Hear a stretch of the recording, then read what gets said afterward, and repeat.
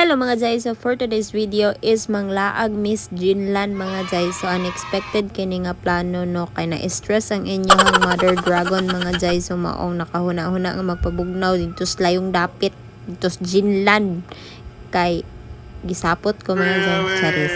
Bitaw ba ako ang mga OA nga mga igsuon ug akong ig-agaw dani mga Jay no. DOA family. Ana na siya mga Zay din sa ati Zaydi. Hujud siya na look dani slide mga Zay. Ambot na lang samantalang ako kay mura ko sa gikabuhi apil si ID no. O di ba mura pag correct tabon-tabon pa siyang ilong.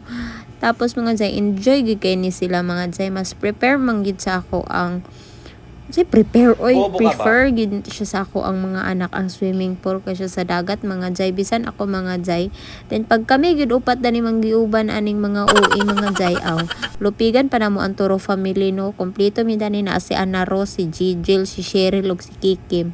Ay to pa disang kulturo mga Jay na maura ni siya mga Jay no, unexpected jud kayo ni siya nga laag mga Jay. So yung ani gid among sakit mga Jay. Then sobrang Latina ma anong ulam charis no. So ana gid na mga Jay, aura-aurahan na nato dya mga Jay, pero atika gisapot ang above mga Jay. So sinong mag-aakala